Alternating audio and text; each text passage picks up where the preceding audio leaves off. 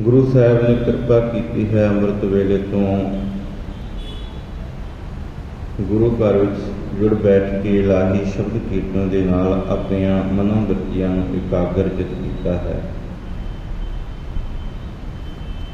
ਆਪ ਸਭ ਸੰਗਤਾਂ ਨੇ ਹੁਣੇ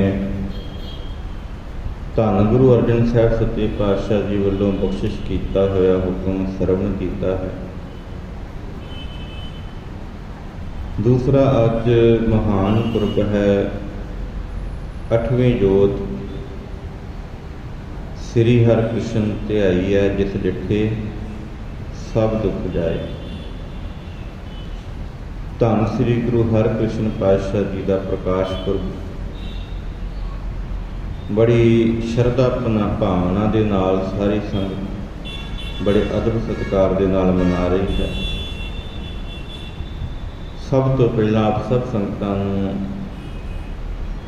ਧੰਨ ਸ੍ਰੀ ਗੁਰੂ ਹਰਿਕ੍ਰਿਸ਼ਨ ਪਾਤਸ਼ਾਹ ਜੀ ਦੇ ਪ੍ਰਕਾਸ਼ ਪੁਰਬ ਦੀਆਂ ਲੱਖ ਲੱਖ ਵਧਾਈਆਂ ਹੋਣ। ਬੜੇ ਅਦਬ ਸਤਿਕਾਰ ਦੇ ਨਾਲ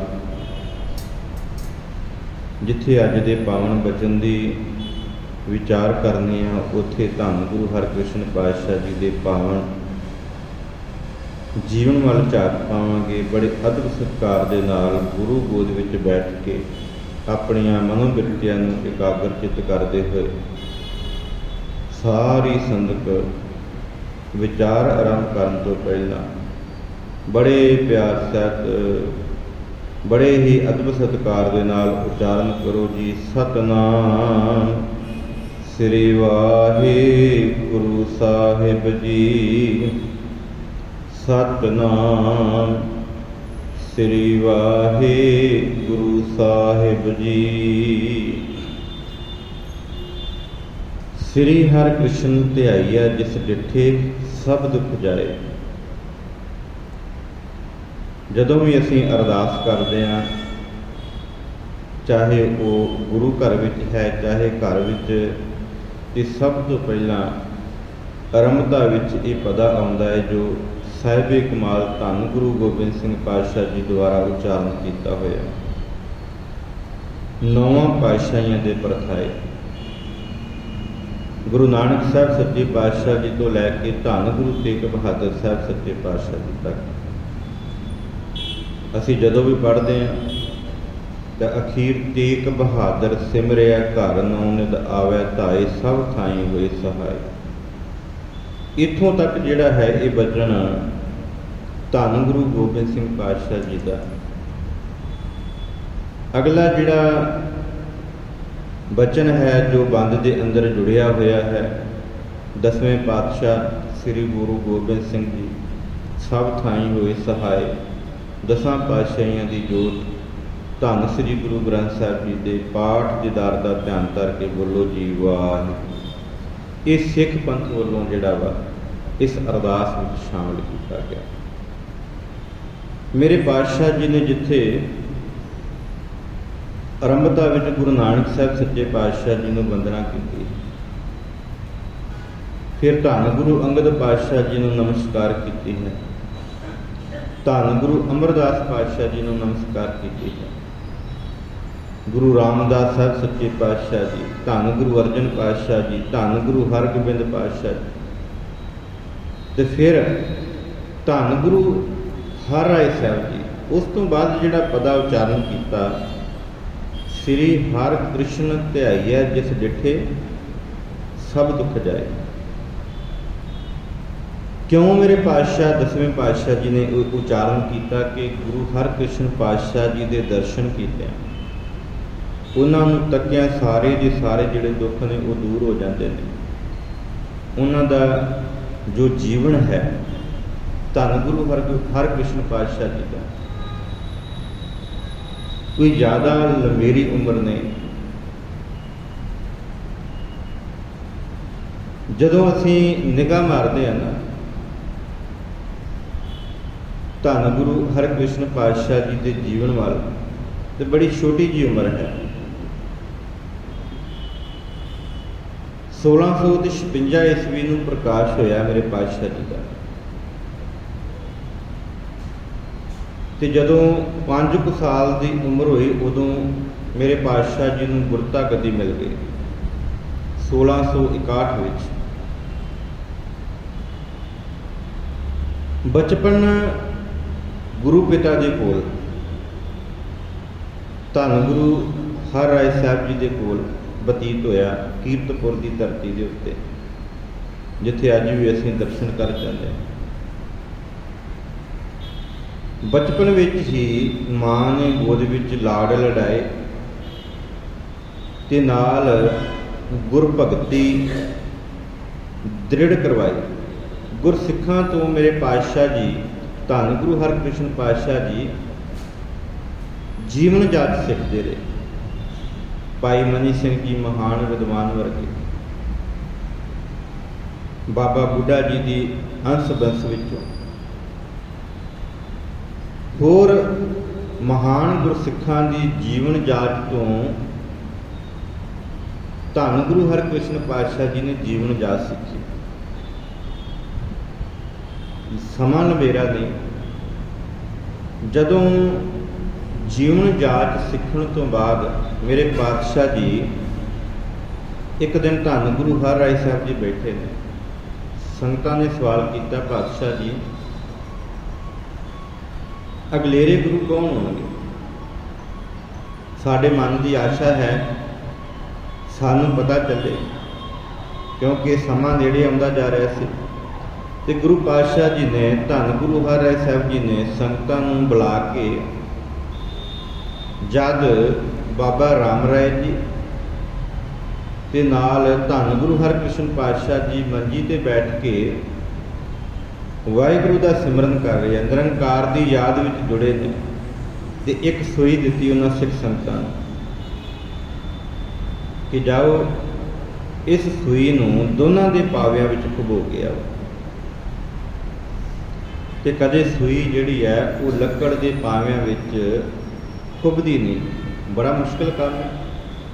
गुरु का हुक्म सी ते मेरे पातशाह जी के हुक्म नूं वजाउंदियां होइयां जाके जदों गुरसिखां ने सूइयां चुभोईयां ना, ते राम राय मंजे उत्ते बैठा होया सी, उहदे मंजे दे पावे नाल सूई खुबी नहीं, ते धन गुरु हरकृष्ण पातशाह जी के पावे विच सूई खुब गई।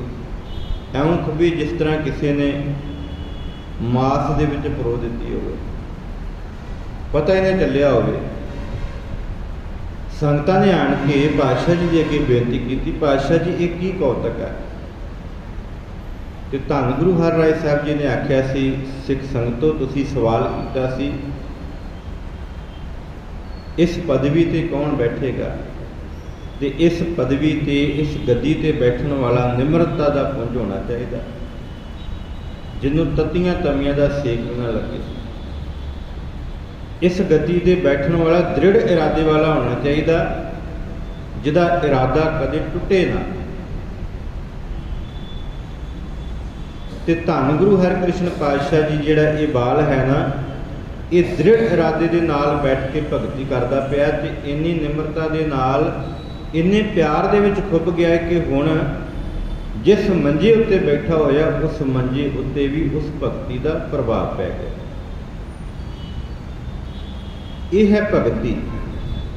ऐसी भगती नूं जद फल लगा तो मेरे पातशाह जी ने 1661 ईस्वी विच गुरता गद्दी ते बिठा दिता ते आप ज्योति जो समा गए। दूसरा कारण ये सी, मेरे पातशाह जी ने जद औरंगजेब ने गुरु नानक के दरबार विच अपना एहलकार भेजा कि गुरु लोड़दा है, माफ़ करना औरंगजेब लोचदा है कि मैं तुहाडे कोलों कुछ प्रश्न पुछां ते तुसीं उहदा उत्तर दिओ, क्योंकि कुछ ने कन भरे सन औरंगजेब दे कि गुरु हर राय साहब जी इन्हां दे कोल फौजां 2200 घोड़सवार ने इतिहास लिखदा है। धन गुरु हरगोबिंद पातशाह जी तो बाद धन गुरु हर राय साहब जी के कोल भी घोड़सवार सन, 2200 असवार, अणगिणत फौजां। ਜਦੋਂ ਔਰੰਗਜ਼ੇਬ ਨੇ ਬੁਲਾਵਾ ਭੇਜਿਆ ਤੇ ਮੇਰੇ ਪਾਤਸ਼ਾਹ ਜੀ ਨੇ ਧੰਨ ਗੁਰੂ ਹਰਿਰਾਏ ਸਾਹਿਬ ਜੀ ਨੇ ਆਪਣੇ ਵੱਡੇ ਪੁੱਤਰ ਰਾਮ ਰਾਏ ਨੂੰ ਭੇਜਿਆ। ਜਾ ਕੇ ਵੇਖੋ ਜੀ, ਬਾਦਸ਼ਾਹ ਇਹ ਖੁਸ਼ਾਮਦ ਵੇਖ ਕੇ ਕਿਸ ਦਾ ਮਨ ਨਹੀਂ ਡੋਲਦਾ। 36 ਪ੍ਰਕਾਰ ਦੇ ਭੋਜਨ ਹੋਣ, ਆਸੇ ਪਾਸੇ ਟਹਿਲ ਕਰਨ ਵਾਲੀਆਂ ਟਹਿਲਣਾ ਜਿਹੜੀਆਂ ਨੇ ਉਹ ਸੇਵਾ ਕਰਦੀਆਂ ਹੋਣ ਤੇ ਮਨ ਡੋਲ ਗਿਆ। ਹੁਣ ਸਵਾਲ ਜਵਾਬ ਹੋਣ ਲੱਗੇ ਤੇ ਅਖੀਰ ਗੁਰਬਾਣੀ ਦੀ ਗੱਲ ਆਈ ਤੇ ਔਰੰਗਜ਼ੇਬ ਨੇ ਪੁੱਛਿਆ ਕਿ ਤੁਹਾਡੇ ਗ੍ਰੰਥ ਦੇ ਅੰਦਰ ਮਿੱਟੀ ਮੁਸਲਮਾਨ ਕੀ ਪੀੜੈ ਪਈ ਘੁਮਿਆਰ, ਘੜ ਭਾਂਡੇ ਇੱਟਾਂ ਕੀਆਂ ਜਲਦੀ ਕਰੇ ਪੁਕਾਰ, ਇਹ ਕਿਉਂ ਲਿਖਿਆ? ਤੇ ਰਾਮ ਰਾਏ ਜਿਹੜਾ ਸੀ ਉਹ ਡਰ ਗਿਆ। ਇੱਕ ਖੁਸ਼ਾਮਦ ਵਿੱਚ ਆ ਗਿਆ ਕਿ ਰਾਜਾ ਨਾਰਾਜ਼ ਨਾ ਹੋ ਜਾਵੇ, ਤੇ ਦੂਸਰਾ ਜਿਹੜਾ ਸੀ ਉਹ ਮਨ ਵਿੱਚ ਡੋਲ ਗਿਆ ਕਿ ਜੇ ਮੈਂ ਕਿਤੇ ਇਹਦੇ ਅਰਥ ਸਹੀ ਕਰ ਦਿੱਤੇ, ਰਾਜਾ ਮੈਨੂੰ ਫਾਂਸੀ ਨਾ ਦੇ ਦੇਵੇ, ਸੂਲੀ ਨਾ ਤਰਾੜ ਦੇਵੇ। ਤੇ ਆਖਣ ਲੱਗਾ, ਨਹੀਂ ਬਾਦਸ਼ਾਹ ਜੀ, ਇਹ ਇਸ ਤਰ੍ਹਾਂ ਨਹੀਂ, ਤੁਸੀਂ ਗਲਤ ਪੜ੍ਹੀ ਹੈ। ਅਸਲ ਵਿੱਚ ਮਿੱਟੀ ਬੇਈਮਾਨ ਕੀ ਪੀੜੈ ਪਈ ਘੁਮਿਆਰ। ਤੇ ਧੰਨ ਗੁਰੂ ਹਰਿਰਾਏ ਸਾਹਿਬ ਜੀ ਨੂੰ ਜਦੋਂ ਪਤਾ ਚੱਲਿਆ ਸੀ, ਉਹਨਾਂ ਆਖਿਆ ਸੀ, ਮੇਰੇ ਪੁੱਤਰ, ਠੀਕ ਹੈ, ਤੂੰ ਮੇਰਾ ਪੁੱਤਰ ਹੈ, ਵੱਡਾ ਪੁੱਤਰ ਹੈ, ਜੇਠਾ ਪੁੱਤਰ ਹੈ, ਮੇਰਾ ਪਿਆਰਾ ਪੁੱਤਰ ਹੈ, ਪਰ ਗੁਰੂ ਦੀ ਬਾਣੀ ਦੀ ਤੋਹੀਨ ਕਰਨ ਵਾਲੇ ਨੂੰ ਗੁਰੂ ਘਰ ਵਿੱਚ ਕੋਈ ਥਾਂ ਨਹੀਂ। ਇੱਥੋਂ ਤੱਕ ਹੁਣ ਸਾਡੇ ਘਰ ਵਿੱਚ ਵੀ ਤੈਨੂੰ ਕੋਈ ਥਾਂ ਨਹੀਂ ਮਿਲੇਗੀ। ਤੇਰਾ ਜਿੱਧਰ ਨੂੰ ਮੂੰਹ ਹੈ ਉਧਰ ਨੂੰ ਚਲੀ ਜਾਈਂ, ਸਾਨੂੰ ਦਰਸ਼ਨ ਨਾ ਦੇ। ਇਸ ਕਰਕੇ ਧੰਨ ਗੁਰੂ ਹਰਿਕ੍ਰਿਸ਼ਨ ਪਾਤਸ਼ਾਹ ਜੀ ਬਚਪਨ ਤੋਂ ਹੀ ਗੁਰੂ ਸੁਭਾਅ ਵਾਲੇ ਸਨ। ਗੁਰਤਾ ਗੱਦੀ ਤੇ ਬੈਠ ਕੇ ਉਹਨਾਂ ਨੇ ਬੜੇ ਹੀ ਨਿਮਰਤਾ ਭਾਵ ਦੇ ਨਾਲ ਕਰਤਾਰਪੁਰ ਦੀ ਕੀਰਤਪੁਰ ਦੀ ਧਰਤੀ ਦੇ ਉੱਤੇ ਆਉਣ ਜਾਣ ਵਾਲਿਆਂ ਦੀਆਂ ਸੇਵਾਵਾਂ ਕੀਤੀਆਂ। ਇਤਿਹਾਸ ਗਵਾਹ ਹੈ, ਔਰੰਗਜ਼ੇਬ ਜਦੋਂ ਗੱਦੀ ਉੱਤੇ ਬੈਠਾ ਸੀ, ਉਹਨੇ ਕੱਟੜਤਾ ਗਲ ਵਿੱਚ ਪਾ ਕੇ ਤੇ ਸੂਫੀ ਫਕੀਰਾਂ ਨੂੰ, ਜਿਹੜੇ ਸੰਤ ਸਨ, ਜਿਹੜੇ ਭਗਤੀ ਕਰਨ ਵਾਲੇ ਸਨ, ਜਿਹੜੇ ਜੋਗੀ ਸਨ, ਜਿਹੜੇ ਫਕੀਰ ਸਨ, ਉਹਨਾਂ ਉੱਤੇ ਅਤਿਆਚਾਰ ਢਾਉਣੇ ਸ਼ੁਰੂ ਕੀਤੇ। ਇੱਕ ਨਹੀਂ, ਕਈਆਂ ਨੂੰ ਜਿਹੜਾ ਸੀ ਉਹ ਔਰੰਗਜ਼ੇਬ ਨੇ ਪਕੜ ਕੇ ਉਹਨਾਂ ਦੀ ਬੇਇੱਜ਼ਤੀ ਕੀਤੀ, ਉਹਨਾਂ ਦੀ ਪੱਤ ਰੋਲੀ। ਤੇ ਜਦੋਂ ਇਹਨਾਂ ਫਕੀਰਾਂ ਨੂੰ, ਇਹਨਾਂ ਜੋਗੀਆਂ ਨੂੰ, ਜਿਨ੍ਹਾਂ ਦੇ ਕੋਲ ਗੁਰੂ ਨਾਨਕ ਸਾਹਿਬ ਸੱਚੇ ਪਾਤਸ਼ਾਹ ਜੀ ਆਪ ਜਾ ਕੇ ਵਿਚਾਰ ਕਰਕੇ ਆਏ ਸਨ, ਉਹਨਾਂ ਨੂੰ ਪਤਾ ਚੱਲਿਆ ਕਿ 8ਵੀਂ ਜੋਤ ਜਿਹੜੀ ਆ ਉਹ ਕੀਰਤਪੁਰ ਸਾਹਿਬ ਦੀ ਧਰਤੀ ਤੇ ਬੈਠੀ ਹੈ। ਉਸ ਸਮੇਂ ਕੀਰਤਪੁਰ ਦੀ ਇਸ ਧਰਤੀ ਦੇ ਉੱਤੇ, ਇਸ ਅਸਥਾਨ ਦੇ ਉੱਤੇ ਸਾਰੇ ਜਿਹੜੇ ਇਹ ਸਨ, ਜੋਗੀ ਸਨ, ਸਿੱਧ ਸਨ, ਫਕੀਰ ਸਨ, ਇਹ ਸਾਰੇ ਇਕੱਠੇ ਹੋਣ ਲੱਗੇ। ਇੱਥੇ ਇਬਾਦਤਾਂ ਹੋਣ ਲੱਗੀਆਂ ਤੇ ਮੇਰੇ ਪਾਤਸ਼ਾਹ ਜੀ ਨੇ ਮੱਥੇ ਵੱਟ ਨਹੀਂ ਪਾਇਆ, ਮੱਥੇ ਵੱਟ ਨਹੀਂ ਪਾਇਆ, ਸਭ ਨੂੰ ਖਿੜੇ ਮੱਥੇ ਪ੍ਰਵਾਨ ਕੀਤਾ, ਇੱਥੇ ਸੇਵਾ ਕੀਤੀ। ਇਹ ਇਤਿਹਾਸ ਗਵਾਹ ਹੈ ਕਿ ਜਦ ਗੁਰੂ ਹਰਿਕ੍ਰਿਸ਼ਨ ਪਾਤਸ਼ਾਹ ਜੀ ਔਰੰਗਜ਼ੇਬ ਦੇ ਕਹਿਣ ਤੇ ਰਾਜਾ ਜੈ ਸਿੰਘ ਦੁਆਰਾ ਹੁਕਮਨਾਮਾ ਜਿਹੜਾ ਸੀ, ਭਾਵ ਇੱਕ ਚਿੱਠੀ ਲਿਖ ਕੇ ਭੇਜੀ ਕਿ ਦਿੱਲੀ ਦੀਆਂ ਸਿੱਖ ਸੰਗਤਾਂ ਜਿਹੜੀਆਂ ਨੇ ਉਹ ਆਪ ਜੀ ਦੇ ਦਰਸ਼ਨਾਂ ਨੂੰ ਲੋਚ ਰਹੀਆਂ ਨੇ, ਕਿਰਪਾ ਕਰਕੇ ਦਿੱਲੀ ਦੀਆਂ ਸੰਗਤਾਂ ਨੂੰ ਦਰਸ਼ਨ ਦਿਓ। ਤੇ ਸੱਚ ਜਾਣਿਓ, ਉਸ ਸਮੇਂ ਜਦੋਂ ਪੰਜੋਖੜੇ ਦੀ ਧਰਤੀ ਤੇ ਆਏ ਨਾ ਗੁਰੂ ਹਰਿਕ੍ਰਿਸ਼ਨ ਪਾਤਸ਼ਾਹ ਜੀ, ਕੋਈ ਜ਼ਿਆਦਾ ਲੰਮਾ ਮਤਲਬ ਮਾਰਗ ਨਹੀਂ ਹੈ, 50-60 ਕੋਹ ਦਾ ਜਿਹੜਾ ਲੰਮਾ ਸਮਾਂ ਹੈ, ਇੰਨਾ ਕੁ ਪੈਂਡਾ ਹੈ। ਤੇ ਇਤਿਹਾਸ ਨੇ ਲਿਖਿਆ ਹੈ ਕਿ 17 ਦਿਨ ਲੱਗੇ, 17 ਦਿਨ। ਇੰਨੀ ਸੰਗਤ ਸੀ ਕੀਰਤਪੁਰ ਤੋਂ ਚੱਲ ਕੇ ਜਿਹੜੀ ਦਿੱਲੀ ਨੂੰ ਜਾਣ ਲਈ ਤਿਆਰ ਹੋ ਗਈ ਕਿ ਗੁਰੂ ਦਾ ਸਾਥ ਹੀ ਨਹੀਂ ਛੱਡਣਾ। ਜਿਹੜੀ ਸੰਗਤ ਦਰਸ਼ਨਾਂ ਨੂੰ ਆ ਰਹੀ ਸੀ, ਉਹ ਵੀ ਸੰਗਤ ਆਣ ਕੇ ਸਤਿਗੁਰੂ ਦੇ ਨਾਲ ਚੱਲ ਪਈ। ਇੰਨੀ ਸੰਗਤ ਸੀ, ਇੰਨੇ ਫਕੀਰ ਸਨ, ਇੰਨੇ ਜਿਹੜੇ ਗੁਰੂ ਨੂੰ ਮੰਨਣ ਵਾਲੇ ਸਨ, ਉਹ ਆਣ ਕੇ ਕੀਰਤਪੁਰ ਤੋਂ ਦਿੱਲੀ ਨੂੰ ਨਾਲ ਰਵਾਨਾ ਹੋ ਗਏ। ਤੇ ਗੁਰੂ ਪਾਤਸ਼ਾਹ ਜੀ ਨੇ ਫਿਰ ਇਸ ਧਰਤੀ ਤੋਂ ਸਾਰੀਆਂ ਸੰਗਤਾਂ ਨੂੰ ਪਿਛਾਂਹ ਵਿਦਾ ਕੀਤਾ ਸੀ। ਹੁਣ ਇਤਿਹਾਸ ਦੇ ਵਿੱਚ ਦੂਸਰੀ ਵਾਰਤਾ, ਕਿਉਂਕਿ ਜਾਣਨਾ ਜ਼ਰੂਰੀ ਹੈ, ਅਰਦਾਸ ਵਿੱਚ ਮੇਰੇ ਪਾਤਸ਼ਾਹ ਨੇ ਐਵੇਂ ਨਹੀਂ ਲਿਖਿਆ, ਜਿਸ ਡਿੱਠੇ ਸਭ ਦੁੱਖ ਜਾਏ। ਵੇਖਣ ਦੇ ਨਾਲ, ਗੁਰੂ ਦੇ ਦਰਸ਼ਨਾਂ ਦੇ ਨਾਲ ਸਾਰੇ ਦੁੱਖ ਦੂਰ ਹੋ ਜਾਂਦੇ ਨੇ। ਪਾਤਸ਼ਾਹ ਜੀ ਕੀਰਤਪੁਰ ਦੀ ਧਰਤੀ ਤੋਂ ਚੱਲ ਕੇ ਆਏ ਨੇ। ਜਦੋਂ ਗੁਰਤਾ ਗੱਦੀ ਤੇ ਬੈਠੇ ਸਨ, ਮੇਰੇ ਪਾਤਸ਼ਾਹ ਧੰਨ ਗੁਰੂ ਹਰ ਰਾਏ ਸਾਹਿਬ ਜੀ ਨੇ ਇਹ ਹੁਕਮ ਕੀਤਾ ਸੀ ਕਿ ਪੁੱਤਰ ਨਹਿ ਮਲੇਸ਼ ਕੋ ਦਰਸ਼ਨ ਦੇ ਹੈ। ਜਿਹੜੇ ਮਲੇਸ਼ ਨੇ, ਭਾਵ ਇਸ ਗੱਦੀ ਦੇ ਉੱਤੇ ਬੈਠਾ ਹੋਇਆ ਔਰੰਗਜ਼ੇਬ ਹਾਕਮ, ਜਿਹੜਾ ਇਹਨਾਂ ਨੂੰ ਦਰਸ਼ਨ ਨਹੀਂ ਦੇਣੇ। ਕਿਉਂ ਦਰਸ਼ਨ ਨਹੀਂ ਦੇਣੇ? ਇਹ ਦਰਸ਼ਨਾਂ ਦੀ ਕਿਉਂ ਇੰਨੀ ਅਹਿਮੀਅਤ ਸੀ? ਕਿਉਂ ਮੇਰੇ ਪਾਤਸ਼ਾਹ ਜੀ ਨੇ ਸਾਰੇ ਦੁੱਖਾਂ ਨੂੰ ਦੂਰ ਕਰਨ ਵਾਸਤੇ ਇਹ ਗੱਲ ਕਹੀ? ਕਿਉਂਕਿ ਮੇਰੇ ਪਾਤਸ਼ਾਹ ਜੀ ਦਾ ਚਿਹਰਾ ਇਸ ਤਰ੍ਹਾਂ ਦਾ ਸੀ, ਇੰਨਾ ਕੋਮਲ, ਇੰਨੀ ਨਿਮਰਤਾ ਕਿ ਜਿਹੜਾ ਵੀ ਆ ਕੇ ਝੁਕਦਾ ਉਹਦੇ ਸਾਰੇ ਦੁੱਖ ਦਲਿੱਦਰ ਦੂਰ ਹੋ ਜਾਂਦੇ। ਜਿਹੜਾ ਵੀ ਆਣ ਕੇ ਅਹੰਕਾਰ ਲੈ ਕੇ ਆਉਂਦਾ ਨਾ, ਉਹਦਾ ਅਹੰਕਾਰ ਜਿਹੜਾ ਸੀ ਉਹ ਡੁੱਬ ਜਾਂਦਾ ਸੀ। ਇਸ ਪੰਜੋਖਰੇ ਦੀ ਧਰਤੀ ਦੇ ਉੱਤੇ ਇੱਕ ਬ੍ਰਾਹਮਣ ਜਾਤ ਦਾ, ਜਿਹਦੇ ਅੰਦਰ ਅਹੰਕਾਰ ਸੀ ਕਿ ਗਿਆਨ ਬਹੁਤ ਹੈ ਮੇਰੇ ਕੋਲ, ਤੇ ਬੜੇ ਬੜੇ ਵੱਡੇ ਉਹਨੇ ਜਿਹੜੇ ਵਿਦਵਾਨ ਸਨ ਉਹਨਾਂ ਨੂੰ ਹਰਾਇਆ ਸੀ। ਧੰਨ ਗੁਰੂ ਹਰਕ੍ਰਿਸ਼ਨ ਪਾਤਸ਼ਾਹ ਜੀ ਜਦੋਂ ਪੰਜੋਖੜੇ ਦੀ ਧਰਤੀ ਤੇ ਬੈਠੇ ਨਾ, ਤੇ ਆਣ ਕੇ ਪੁੱਛਦਾ, ਜਿਹੜਾ ਹੰਕਾਰੀ ਹੁੰਦਾ ਨਾ, ਉਹ ਆਣ ਕੇ ਪੁੱਛਦਾ। ਇੱਥੇ ਗੁਰੂ ਘਰਾਂ ਦੇ ਵਿੱਚ ਵੀ ਇਸ ਤਰ੍ਹਾਂ ਹੀ ਹੁੰਦਾ, ਜਿਹੜਾ ਹੰਕਾਰ ਦੇ ਨਾਲ ਵੱਜਾ ਹੁੰਦਾ ਉਹ ਫਿਰ ਆਣ ਕੇ ਸੰਗਤ ਨੂੰ ਪੁੱਛਦਾ, ਅੱਜ ਕਿਹੜਾ ਗਿਆਨੀ ਆਇਆ। ਫਿਰ ਉਹ ਸਾਰੀ ਕਥਾ ਇਸੇ ਵਿੱਚ ਹੀ ਸੁਣਦਾ ਰਹਿੰਦਾ ਕਿ ਕੋਈ ਨਾ ਕੋਈ ਇਹਦੇ ਵਿੱਚ ਊਣਤਾ ਹੀ ਹੋਏ ਤੇ ਮੈਂ ਸਵਾਲ ਪੁੱਛਾਂ। ਨਾ ਮੇਰੇ ਤੇ ਸਵਾਲ ਉਹਨੇ ਪੁੱਛਣਾ ਹੀ ਪੁੱਛਣਾ। ਗੱਲ ਇਹ ਕਿ ਪੁੱਛਣ ਦੀ ਨਹੀਂ, ਸਵਾਲ ਪੁੱਛਣਾ ਜ਼ਰੂਰੀ ਹੈ, ਪ੍ਰਸ਼ਨ ਕਰਨਾ ਬਹੁਤ ਜ਼ਰੂਰੀ ਹੈ, ਪਰ ਕੀਤਾ ਕਿਸ ਢੰਗ ਦੇ ਨਾਲ ਜਾਂਦਾ, ਕਿਸ ਤਰੀਕੇ ਦੇ ਨਾਲ ਜਾਂਦਾ, ਉਹ ਮਾਇਨੇ ਰੱਖਦਾ। ਹੁਣ ਉਸ ਬ੍ਰਾਹਮਣ ਨੇ ਆਣ ਕੇ ਸੰਗਤਾਂ ਦੇ ਕੋਲ ਪੁੱਛਿਆ, ਆਖਣ ਲੱਗੇ ਇਹ ਧੰਨ ਗੁਰੂ ਨਾਨਕ ਸਾਹਿਬ ਜੀ ਦੀ ਗੱਦੀ ਉੱਤੇ ਬੈਠੇ ਨੇ, ਜਿਨ੍ਹਾਂ ਦਾ ਨਾਮ ਹੈ ਹਰਕ੍ਰਿਸ਼ਨ। ਅਸੀਂ ਇਹਨਾਂ ਨੂੰ ਸਤਿਕਾਰ ਦੇ ਨਾਲ ਧੰਨ ਸ੍ਰੀ ਗੁਰੂ ਹਰਕ੍ਰਿਸ਼ਨ ਸਾਹਿਬ ਜੀ ਆਖਦੇ ਹਾਂ। ਇਹਦੇ ਨਾਮ ਤੇ ਕ੍ਰਿਸ਼ਨ ਵਾਲਾ ਰਖਾ ਲਿਆ ਕਿ ਇਹਨਾਂ ਨੂੰ ਗੀਤਾ ਆਉਂਦੀ ਹੈ, ਗੀਤਾ ਦੇ ਅਰਥ ਆਉਂਦੇ ਨੇ। ਕਿਉਂਕਿ ਉਮਰ ਛੋਟੀ ਸੀ, ਬਚਪਨ ਵਿੱਚ ਸਨ। ਜਦੋਂ ਇੰਨੀ ਗੱਲ ਸੰਗਤਾਂ ਨੇ ਆਣ ਕੇ ਗੁਰੂ ਹਰਕ੍ਰਿਸ਼ਨ ਪਾਤਸ਼ਾਹ ਜੀ ਨੂੰ ਦੱਸੀ ਤੇ ਉਹਨਾਂ ਕਿਹਾ ਕੋਈ ਨਹੀਂ, ਤੁਸੀਂ ਬੁਲਾ ਲਿਆਓ। ਜਦੋਂ ਬੁਲਾਇਆ, ਆਣ ਕੇ ਵਿਚਾਰ ਵਟਾਂਦਰਾ ਹੋਇਆ ਤੇ ਮੇਰੇ ਪਾਤਸ਼ਾਹ ਜੀ ਨੇ ਆਖਿਆ, ਪੰਡਤ ਜੀ ਇਹ ਕਿਹੜੀ ਗੱਲ ਹੈ? ਜਿਹੜਾ ਜਾਤ ਦਾ ਅਹੰਕਾਰ ਕਰਦਾ, ਜਿਹੜਾ ਗਿਆਨ ਦਾ ਅਹੰਕਾਰ ਕਰਦਾ, ਉਹ ਅਸਲ ਵਿੱਚ ਪਾਪਾਂ ਦਾ ਭਾਗੀ ਹੈ। ਜਿਹੜਾ ਇਹ ਸੋਚਦਾ ਹੈ ਕਿ ਮੇਰੇ ਤੋਂ ਵੱਡਾ ਗਿਆਨੀ ਕੋਈ ਨਹੀਂ, ਮੇਰੇ ਤੋਂ ਵੱਡਾ ਜਿਹੜਾ ਜਾਤ ਦੇ ਉੱਚ ਜਾਤੀਆ ਕੋਈ ਨਹੀਂ।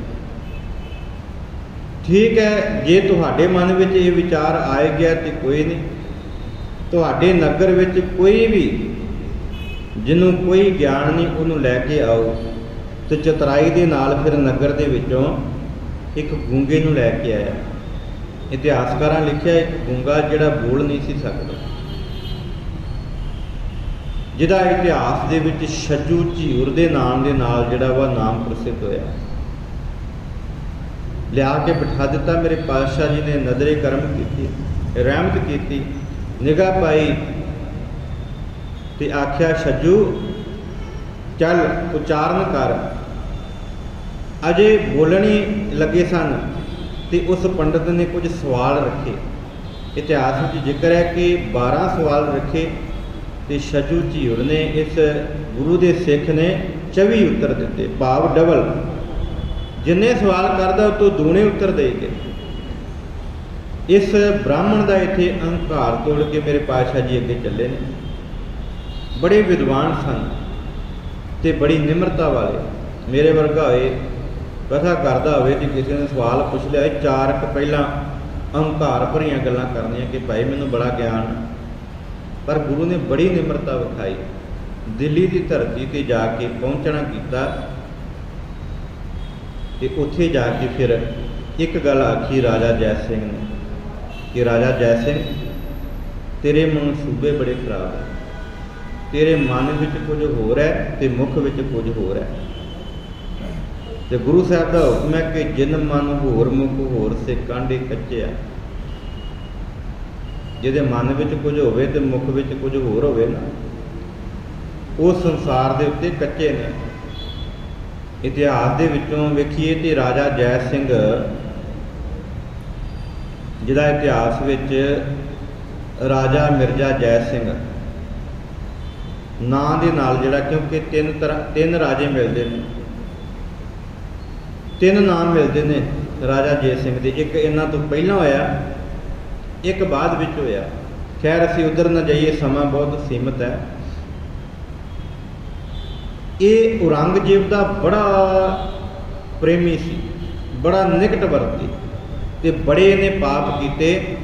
ਅਖੀਰ ਉੱਤੇ ਜਿਹੜਾ ਵਾ ਇਹਨੇ ਪਛਤਾਵਾ ਕੀਤਾ ਕਿ ਜੇ ਕਿਤੇ ਮੈਂ ਇੰਨੀ ਬੰਦਗੀ ਕੀਤੀ ਹੁੰਦੀ ਨਾ ਤੇ ਮੈਨੂੰ ਬਹਿਸ਼ਤ ਮਿਲਣੀ ਸੀ, ਮੈਨੂੰ ਉਹਦੇ ਦਰ ਉੱਤੇ ਘੱਟੋ ਘੱਟ ਮੈਂ ਸਕੂਨ ਦੀ ਮੌਤ ਮਰ ਸਕਦਾ ਜਿੰਨਾ ਮੈਂ ਔਰੰਗਜ਼ੇਬ ਦੀ ਵਫਾਦਾਰੀ ਕੀਤੀ।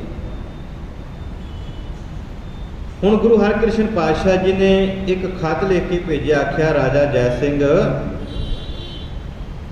ਤੇਰੇ ਮਨਸੂਬੇ ਠੀਕ ਨਹੀਂ, ਪਰ ਮੈਂ ਇੱਕ ਗੱਲ ਕਹਿ ਦਿਆਂ ਕਿ ਸਾਡੇ ਪੁਰਖਾਂ ਨੇ ਇਹ ਗੱਲ ਕਹੀ ਹੈ, ਗੁਰੂ ਪਿਤਾ ਨੇ ਇਹ ਗੱਲ ਕਹੀ ਹੈ ਕਿ ਮਲੇਸ਼ ਨੂੰ ਦਰਸ਼ਨ ਨਹੀਂ ਦੇਣੇ, ਅਸੀਂ ਔਰੰਗਜ਼ੇਬ ਨੂੰ ਦਰਸ਼ਨ ਨਹੀਂ ਦਿਆਂਗੇ। ਹੁਣ ਇਹ ਗੱਲ ਕਰਕੇ ਤੇ ਧੰਨ ਗੁਰੂ ਹਰਕ੍ਰਿਸ਼ਨ ਪਾਤਸ਼ਾਹ ਜੀ ਨੇ ਜਿਹੜਾ ਆਪਣਾ ਪੜਾਅ ਹੈ ਉਹ ਇਸੇ ਰਾਜੇ ਦੇ ਬੰਗਲੇ ਵਿੱਚ, ਜਿੱਥੇ ਅੱਜ ਗੁਰਦੁਆਰਾ ਬੰਗਲਾ ਸਾਹਿਬ ਸੁਸ਼ੋਭਿਤ ਹੈ, ਇਹ ਉਸ ਰਾਜੇ ਦਾ ਬੰਗਲਾ ਸੀ। ਇਸ ਬੰਗਲੇ ਦੇ ਵਿੱਚ ਆਣ ਕੇ ਠਹਿਰਾਓ ਕੀਤਾ। ਸੰਗਤਾਂ ਆ ਰਹੀਆਂ ਨੇ, ਦਰਸ਼ਨ ਕਰ ਰਹੀਆਂ ਨੇ। ਇਤਿਹਾਸ ਬਹੁਤ ਲੰਮਾ ਚੌੜਾ ਹੈ, ਪਰ ਅਖੀਰ ਧੰਨ ਗੁਰੂ ਹਰਕ੍ਰਿਸ਼ਨ ਪਾਤਸ਼ਾਹ ਜੀ ਇੱਥੇ ਸੰਗਤਾਂ ਨੂੰ ਦਰਸ਼ਨ ਦਿੰਦੇ ਹੋਏ, ਗੁਰਸਿੱਖੀ ਦਾ ਪ੍ਰਚਾਰ ਕਰਦੇ ਹੋਏ ਅਖੀਰ ਤੱਕ ਔਰੰਗਜ਼ੇਬ ਨੂੰ ਆਪਣੇ ਦਰਸ਼ਨ ਨਹੀਂ ਦਿੱਤੇ। ਪਰ ਜਦੋਂ ਮਹਾਂਮਾਰੀ ਫੈਲੀ, ਚੇਚਕ ਦੀ ਬਿਮਾਰੀ, ਬੜੀ ਭਿਆਨਕ ਬਿਮਾਰੀ, ਦਿੱਲੀ ਦੀਆਂ ਸੜਕਾਂ 'ਤੇ ਹਰ ਗਲੀ ਦੇ ਵਿੱਚ ਲੋਥਾਂ ਹੀ ਲੋਥਾਂ ਪਈਆਂ ਸਨ। ਮੇਰੇ ਪਾਤਸ਼ਾਹ ਜੀ ਇਸ ਬੰਗਲੇ ਵਿੱਚੋਂ ਬਾਹਰ ਨਿਕਲ ਕੇ ਉਹਨਾਂ ਲੋਥਾਂ ਦੀ, ਮ੍ਰਿਤਕ ਸਰੀਰਾਂ ਦੀ ਜਿਹੜੇ ਉਹ ਸੰਸਕਾਰ ਕਰਦੇ, ਉਹਨਾਂ ਨੂੰ ਧਰਤੀ ਵਿੱਚ ਦਬਾਉਂਦੇ ਤੇ ਫਿਰ ਆਣ ਕੇ ਬੰਗਲੇ ਵਿੱਚ ਠਹਿਰਾਓ ਕਰਦੇ। ਦਿੱਲੀ ਦੀਆਂ ਸੜਕਾਂ 'ਤੇ ਲੰਗਰ ਚਲਾ ਦਿੱਤੇ, ਸੰਗਤਾਂ ਨੇ ਵੀ ਬੜੀ ਸੇਵਾ ਕੀਤੀ। ਅਖੀਰ ਬਿਮਾਰੀ ਇਤਨੀ ਫੈਲ ਗਈ, ਸੰਗਤਾਂ ਇੰਨੀਆਂ ਦਰਸ਼ਨਾਂ ਨੂੰ ਆਉਣ ਲੱਗੀਆਂ, ਕਿਉਂਕਿ ਗੁਰੂ ਹਰਕ੍ਰਿਸ਼ਨ ਪਾਤਸ਼ਾਹ ਜੀ ਦੇ ਦਰਸ਼ਨ ਵੇਖ ਕੇ, ਦਰਸ਼ਨ ਕਰਕੇ ਹੀ ਜਿਹੜੀਆਂ ਇਸ ਬਿਮਾਰੀ ਤੋਂ, ਜਿਨ੍ਹਾਂ ਨੂੰ ਇਹ ਬਿਮਾਰੀ ਲੱਗ ਚੁੱਕੀ ਸੀ, ਉਹ ਦਰਸ਼ਨ ਕਰਕੇ ਹੀ ਠੀਕ ਹੋ ਰਹੇ ਸਨ। ਸੰਗਤਾਂ ਇੰਨੀਆਂ ਆ ਗਈਆਂ ਕਿ ਇਸ ਰਾਜਾ ਜੈ ਸਿੰਘ ਦੇ ਬੰਗਲੇ ਦੇ ਬਾਹਰ ਜਿੱਥੇ ਬੌਲੀ ਬਣੀ ਹੈ, ਉਸ ਥਾਂ ਦੇ ਉੱਤੇ ਇੱਕ ਛੋਟਾ ਜਿਹਾ ਖੂਹ ਬਣਾ ਦਿੱਤਾ, ਚੁਬੱਚਾ ਬਣਾ ਦਿੱਤਾ, ਜਿੱਥੇ ਮੇਰੇ ਪਾਤਸ਼ਾਹ ਜੀ ਆਪਣੇ ਚਰਨ ਰੱਖਦੇ। ਸੰਗਤਾਂ ਆਉਂਦੀਆਂ, ਚਰਨਾਂ ਅੰਮ੍ਰਿਤ ਲੈਂਦੀਆਂ, ਦਰਸ਼ਨ ਕਰਦੀਆਂ, ਠੀਕ ਹੋ ਕੇ ਤੇ ਧੰਨ ਗੁਰੂ ਹਰਕ੍ਰਿਸ਼ਨ ਜੀ, ਧੰਨ ਗੁਰੂ ਹਰਕ੍ਰਿਸ਼ਨ ਜੀ ਕਹਿੰਦੇ ਹੋਇਆਂ ਵਾਪਸ ਚਲੀਆਂ ਜਾਂਦੀਆਂ। ਹੁਣ ਇਸ ਬੰਗਲੇ ਦੇ ਉੱਤੇ ਬੈਠ ਕੇ, ਇਸ ਬੰਗਲੇ ਦੇ ਵਿੱਚ ਬੈਠ ਕੇ ਮੇਰੇ ਪਾਤਸ਼ਾਹ ਜੀ ਦਰਸ਼ਨ ਦੇਣ ਲੱਗੇ। ਰਾਜਾ ਜੈ ਸਿੰਘ ਨੇ ਇੱਕ ਵਿਉਂਤ ਘੜ ਕੇ ਨਾ ਕਿ ਕਿਉਂ ਨਾ ਬਾਦਸ਼ਾਹ ਨੂੰ ਦਰਸ਼ਨ ਕਰਾਏ ਦਿੱਤੇ ਜਾਣ, ਮੇਰੀ ਰਹਿ ਜਾਏਗੀ। ਇਹ ਨਾ ਹੋਵੇ ਕਿ ਕਿਤੇ ਰਾਜਾ ਜਿਹੜਾ ਔਰੰਗਜ਼ੇਬ ਬਾਦਸ਼ਾਹ ਹੈ ਉਹ ਨਾਰਾਜ਼ ਹੋ ਜਾਵੇ ਤੇ ਮੈਂ ਖੇਡਾਂ ਉਹਨੇ ਵਿਉਂਤ ਬਣਾ ਕੇ ਔਰੰਗਜ਼ੇਬ ਦੇ ਨਾਲ ਸਭ ਤੋਂ ਪਹਿਲਾਂ ਗੁਰੂ ਨੂੰ ਛੱਲਣ ਦੀ, ਕਿ ਗੁਰੂ ਨੂੰ ਮੈਂ ਛੱਲ ਲਵਾਂ, ਵਿਉਂਤ ਘੜੀ। ਆਪਣੀ ਰਾਣੀ ਨੂੰ ਨੌਕਰ ਰਾਣੀ ਬਣਾ ਕੇ ਤੇ ਆਪਣੀ ਨੌਕਰ ਰਾਣੀ ਨੂੰ ਰਾਣੀ ਬਣਾ ਕੇ ਗੁਰੂ ਸਾਹਮਣੇ ਪੇਸ਼ ਕੀਤਾ ਤੇ ਮੇਰੇ ਪਾਤਸ਼ਾਹ ਜੀ ਹੱਸਣ ਲੱਗੇ। ਛੋਟੀ ਜਿਹੀ ਉਮਰ ਵਿੱਚ ਮੁਸਕਰਾਏ ਤੇ ਆਖਣ ਲੱਗੇ, ਰਾਜਾ ਜਿਹੜਾ ਤੇਰਾ ਮਨਸੂਬਾ ਇਹ ਪੂਰਾ ਨਹੀਂ ਹੋਣਾ, ਤੂੰ ਛਲ ਕਰਦਾ, ਤੈਨੂੰ ਇਸ ਧਰਤੀ ਤੇ ਉਸ ਪਰਮਾਤਮਾ ਦੀ ਦਰਗਾਹ ਵਿੱਚ ਵੀ ਥਾਂ ਨਹੀਂ ਮਿਲਣੀ। ਜਾ ਕੇ ਜਦੋਂ ਉਹਨਾਂ ਜਿਹੜੀ ਰਾਣੀ ਬੈਠੀ ਸੀ ਨੌਕਰ ਰਾਣੀ ਬਣ ਕੇ, ਤੇ ਜਿਹੜੀ ਰਾਣੀ ਨੌਕਰ ਰਾਣੀ ਬਣ ਕੇ ਬੈਠੀ ਸੀ, ਉਹਨਾਂ ਵੱਲ ਤੱਕ ਕੇ ਆਖਿਆ, ਰਾਣੀਏ ਤੈਨੂੰ ਇਹ ਛਲ ਪਾਉਂਦਾ ਨਹੀਂ, ਤੈਨੂੰ ਪ੍ਰਮਾਤਮਾ ਨੇ ਰਾਣੀ ਬਣਾਇਆ ਤੇ ਤੂੰ ਗੋਲੀ ਬਣ ਕੇ ਬੈਠੀ ਹੈ। ਜਿਹਨੂੰ ਰਾਣੀ ਬਣਾਇਆ ਹੋਵੇ ਉਹ ਰਾਣੀ ਹੀ ਜੱਜਦੀ ਹੈ। ਤੇ ਫਿਰ ਇਹ ਦੋਨੋਂ ਜੀ ਜਿਹੜੇ ਸਨ ਗੁਰੂ ਦੇ ਚਰਨਾਂ ਉੱਤੇ ਢਾਏ। ਪਾਤਸ਼ਾਹ ਮਾਫ ਕਰ ਦਿਓ। ਇਹ ਸਾਰੀ ਵਾਰਤਾ ਔਰੰਗਜ਼ੇਬ ਨੂੰ ਜਿਹੜੀ ਸੀ ਉਹ ਜਾਂਦੀ ਸੀ। ਅਖੀਰ ਔਰੰਗਜ਼ੇਬ ਇੱਥੇ ਆਣ ਕੇ राजा जय सिंह के बंगले ते पहुँच के ते आप दर्शन करन भी आए। मेरे पातशाह जी ने दर्शन नहीं दिते। क्यों? क्योंकि जिहदे दर्शन कीतियां जन्मां जमांतरां की मैल लथ जाती है। धन गुरु हरकृष्ण पातशाह जी ने अपने दर्शन नहीं दिते, क्योंकि ये उही औरंगजेब है जिन्हें फकीरां नूं, जिन्हें संतां नूं, जिन्हें बंदगी करन वालियां नूं सूली चाढ़िया सी।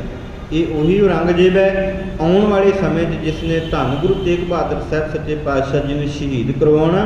ये उही औरंगजेब है जिन्हें आनंदपुर के किले उत्ते हल्ला बोलना, अत का कहर ढाउणा, साहिबजादियां नूं शहादत का जाम पिलाउणा। ये उही औरंगजेब है।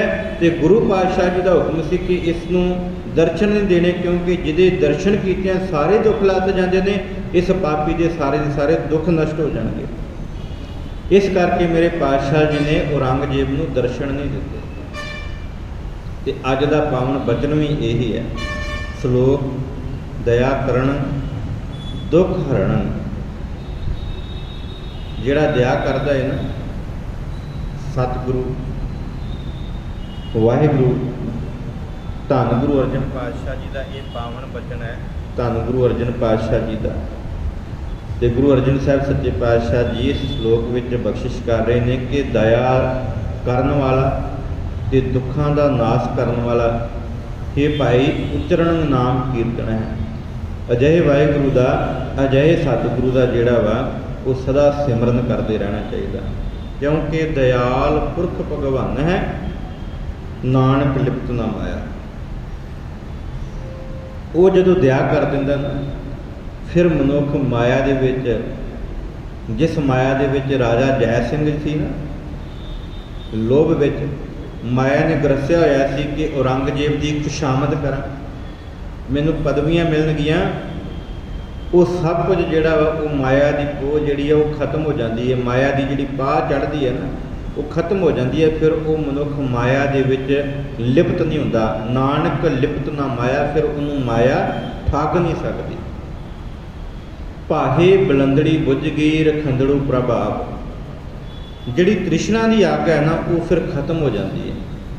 तृष्णा सी ना राजा जय सिंह, राजे ने आख्या मैं गुरु हरकृष्ण साहब जी के दर्शन करने ने। क्यों करने ने? क्योंकि कीरतपुर की धरती के उत्ते सारे संत, सारे सूफी, सारे जेड़े बंदगी करने वाले ने जुड़ बैठे ने। राम राय ने बलदी च अग पाई कि वेखो जी मेरे भरा की प्रभुता कितनी उच्ची हो गई है। लोग उहदे भाव उहदी जुबान दे विच इह सी कि जिहड़े लोग ने, जिहड़े अपने आप में बंदगी वाले अखवा रहे ने, ये लोग जिहड़े ने उत्थे दर्शनां नूं जा रहे हैं। तो वो बलदी अग नूं जिहड़ा सी औरंगजेब बुझाउणा चाहुंदा सी, ते राजा जय सिंह का जिहड़ा उहने आसरा लिया। हुण ये जिहड़ी अग है बुझदी किद्दां है? सतगुरु जी कहते हैं कि जदों प्रभु आप अपना हथ दिंदा है ना, फिर ये अग बुझदी है। रखंदड़ो प्रभ आप, जदों प्रभु अपने कोल बिठा लैंदा ना, अपनी गल वकड़ी विच लै लैंदा, फिर भाहे बुलंदड़ी ये तृष्णा की अग जिहड़ी है बुझ गई, बुझ जाती है। जिन उपाई मेदनी नानक सो प्रभ जाप। ये भाई जिन्हें धरती पैदा की है ना, वह सिमरन करया कर, वही बंदगी करया कर। पौड़ी इस श्लोक भी धन गुरु अर्जन साहब सच्चे पातशाह जी का, ये जैतश्री की वार है गुरु अर्जन साहब सच्चे पातशाह जी। हुण अगली पौड़ी भी धन गुरु अर्जन साहब सच्चे पातशाह जी की बख्शिश कर रहे हैं। पौड़ी जा प्रभ भय दयाल न व्यापै माया। भाई जदों प्रभु दया कर देवे, रहमत कर देवे, तो फिर ये माया जिहड़ी पहुंचती नहीं है, ठगदी नहीं है। कोट अगा गए नास हर एक ध्याया। करोड़ां जिहड़े पाप ने वो खत्म हो जाते हैं। किस तरह? एक परमात्मा नूं ध्याउण दे नाल। निर्मल भय शरीर जन धूरी नाया। ये शरीर जिहड़ा है पवित्र हो जाता, मैल तो रहत हो, भाव ये तन उत्ते लगी हुई मैल जिहड़ी वो भी नष्ट हो जाती है। ये मन अंदर लगी हुई मैल वो भी खत्म हो जाती है जदों ये भले पुरुषों की संगत करता है। जन धूरी नहाया, जेड़े हरी दे जन ने ਉਹਦੇ ਸੇਵਕ ਨੇ, ਬੰਦਗੀ ਕਰਨ ਵਾਲੇ ਨੇ, ਉਹਨਾਂ ਦੇ ਚੜਨਾਂ ਦੀ ਧੂੜ ਬਣ ਜਾਂਦਾ ਹੈ। ਜਦੋਂ ਨਾ ਉਹਨਾਂ ਵਿੱਚ ਇਹ ਇਸ਼ਨਾਨ ਕਰ ਲੈਂਦਾ ਹੈ, ਫਿਰ ਇਹ ਪਵਿੱਤਰ ਹੋ ਜਾਂਦਾ ਹੈ। ਮਨ ਤਨ ਭਏ ਸੰਤੋਖ ਪੂਰਨ ਪ੍ਰਭ ਪਾਇਆ। ਮਨ ਤੇ ਤਨ, ਸਰੀਰ ਜਿਹੜਾ ਹੈ ਨਾ ਤੇ ਇਹਦੇ ਅੰਦਰ ਜਿਹੜਾ ਮਨ ਹੈ, ਇਹ ਦੋਵੇਂ ਬੜੇ ਜਿਹੜੇ ਨੇ ਤ੍ਰਿਸ਼ਨਾਲੂ ਨੇ।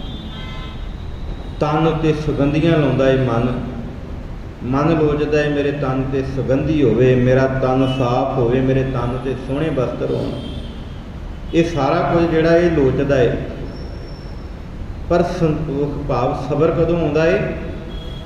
ਜਦੋਂ ਪ੍ਰਭੂ ਮਿਲ ਜਾਵੇ, ਫਿਰ ਇਹ ਸੰਤੋਖੀ ਬਣ ਜਾਂਦਾ। ਫਿਰ ਇਹਨੂੰ ਸੁਗੰਧੀਆਂ ਦੀ ਜ਼ਰੂਰਤ ਨਹੀਂ, ਫਿਰ ਇਹਦੇ ਅੰਦਰੋਂ ਜਿਹੜੀ ਉਹ ਰੱਬ ਦੇ ਨਾਮ ਦੀ ਮਹਿਕ ਆਉਂਦੀ ਹੈ।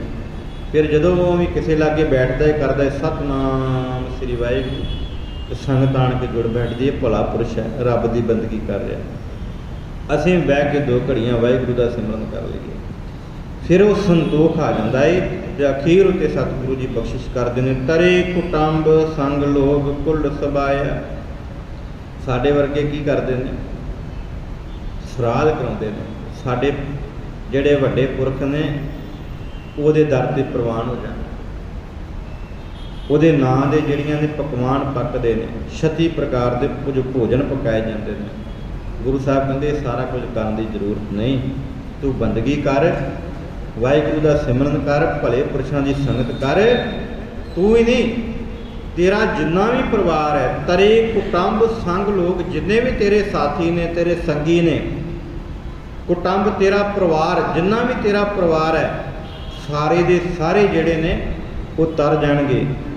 ਤਰੇ ਕੁਟੰਬ ਸੰਗ ਲੋਕ ਕੁੱਲ ਸਬਾਇਆ। ਸਾਰੀ ਕੁੱਲ ਹੀ, ਇੱਕ ਨਹੀਂ, ਜਿੰਨੀ ਕੁੱਲ ਹੈ ਨਾ ਤੇਰੀ, ਸਾਰੀ ਦੀ ਸਾਰੀ ਜਿਹੜੀ ਹੈ ਉਹ ਤਰ ਜਾਏਗੀ। ਇਸ ਭਵਜਲ ਸਮੁੰਦਰ ਦੇ ਵਿੱਚੋਂ ਪਾਰ ਨਿਕਲ ਜਾਵੇਗੀ ਜੇ ਤੂੰ ਰੱਬ ਦਾ ਨਾਮ ਜਪੇਂਗਾ, ਜੇ ਤੂੰ ਗੁਰੂ ਦੇ ਦਰਸ਼ਨ ਕਰੇਂਗਾ, ਜੇ ਤੂੰ ਗੁਰੂ ਦੀ ਬੰਦਗੀ ਕਰੇਂਗਾ, ਜੇ ਆਣ ਕੇ ਬੈਠ ਕੇ ਨਿਤਨੇਮ ਕਰੇਂਗਾ, ਬਾਣੀ ਪੜ੍ਹੇਂਗਾ, ਵਾਹਿਗੁਰੂ ਦਾ ਸਿਮਰਨ ਕਰੇਂਗਾ, ਤੇ ਇਹ ਸਾਰੇ ਦਾ ਸਾਰਾ ਪਰਿਵਾਰ ਜਿਹੜਾ ਤੇਰਾ ਹੈ ਉਹ ਤਰ ਜਾਏਗਾ।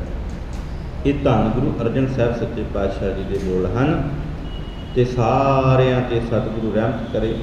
ਜਿਸ ਤਰ੍ਹਾਂ ਦਿੱਲੀ ਦੀਆਂ ਸੰਗਤਾਂ, ਕੀਰਤਪੁਰ, ਹੋਰ ਇਲਾਕਿਆਂ ਦੀਆਂ ਸੰਗਤਾਂ ਆਣ ਕੇ ਧੰਨ ਗੁਰੂ ਹਰਿਕ੍ਰਿਸ਼ਨ ਪਾਤਸ਼ਾਹ ਜੀ ਦੇ ਦਰਸ਼ਨ ਕਰਕੇ ਆਪਣੇ ਜਿਹੜੇ ਦੁੱਖ ਸਨ ਉਹ ਹਰਦੀਆਂ ਸਨ, ਆਪਣੇ ਦੁੱਖ ਜਿਹੜੇ ਦੂਰ ਕਰਦੀਆਂ ਸਨ। ਸਤਿਗੁਰੂ ਰਹਿਮਤ ਕਰੇ, ਅਸੀਂ ਵੀ ਗੁਰੂ ਦੇ ਦਰਸ਼ਨ ਕਰਕੇ ਆਪਣੇ ਦੁੱਖਾਂ ਨੂੰ ਗੁਰੂ ਅੱਗੇ ਰੱਖ ਕੇ, ਕੇਵਲ ਸਰੀਰਕ ਨਹੀਂ, ਜਿਹੜੇ ਮਾਨਸਿਕ ਦੁੱਖ ਨੇ ਉਹਨਾਂ ਨੂੰ ਵੀ ਗੁਰੂ ਅੱਗੇ ਰੱਖ ਕੇ, ਜਿਹੜੇ ਮਨ ਦੇ ਦੁੱਖ ਨੇ ਨਾ ਉਹਨਾਂ ਨੂੰ ਵੀ ਗੁਰੂ ਅੱਗੇ ਰੱਖ ਕੇ ਤੇ ਆਪਣੇ ਇਹਨਾਂ ਦੁੱਖਾਂ ਦਾ ਨਾਸ਼ ਕਰਾਈਏ। ਸਤਿਗੁਰੂ ਰਹਿਮਤ ਕਰਨ, ਸਾਡੇ ਸਿਰ ਤੇ ਮਿਹਰ ਭਰਿਆ ਹੱਥ ਰੱਖਣ। ਆਪ ਸਭ ਸੰਗਤਾਂ ਨੂੰ ਅਖੀਰ ਧੰਨ ਸ੍ਰੀ ਗੁਰੂ ਹਰਿਕ੍ਰਿਸ਼ਨ ਪਾਤਸ਼ਾਹ ਜੀ ਦੇ ਪ੍ਰਕਾਸ਼ ਪੁਰਬ ਦੀ ਲੱਖ ਲੱਖ ਵਧਾਈ ਹੋਵੇ। ਸਤਿਗੁਰੂ ਰਹਿਮਤ ਕਰਨ, ਸਾਡੇ ਪਰਿਵਾਰਾਂ ਵਿੱਚ ਸੁੱਖ ਸ਼ਾਂਤੀ ਬਣੀ ਰਹੇ, ਸਾਡੇ ਪਰਿਵਾਰ ਵਿੱਚ ਨਾਮ ਬਾਣੀ ਦਾ ਅਭਿਆਸ ਚੱਲਦਾ ਰਹੇ, ਸਾਡੇ ਘਰ ਵੀ ਗੁਰੂ ਦੇ ਨਾਮ ਦੀ ਧਰਮਸ਼ਾਲਾ ਬਣ ਜਾਵੇ। ਕਿਉਂਕਿ ਧਰਮਸ਼ਾਲਾ ਦੇ ਵਿੱਚੋਂ ਹੀ ਸਦਾ ਧਰਮ ਦੀ ਆਵਾਜ਼ ਆਉਂਦੀ ਹੈ, ਸੰਸਾਰੀ ਘਰ ਦੇ ਵਿੱਚੋਂ ਕਦੇ ਨਾਮ ਦੀ ਆਵਾਜ਼ ਨਹੀਂ ਆਉਂਦੀ। ਗੁਰੂ ਅੱਗੇ ਇਹੀ ਅਰਜ਼ੋਈ ਕਰੀਏ। ਸਤਿਗੁਰੂ ਰਹਿਮਤ ਕਰੇ, ਸਾਰਿਆਂ ਦੇ ਸਿਰ ਤੇ ਮਿਹਰ ਭਰਿਆ ਹੱਥ ਰੱਖੇ ਜੀ। ਵਾਹਿਗੁਰੂ ਜੀ ਕਾ ਖਾਲਸਾ, ਵਾਹਿਗੁਰੂ ਜੀ ਕੀ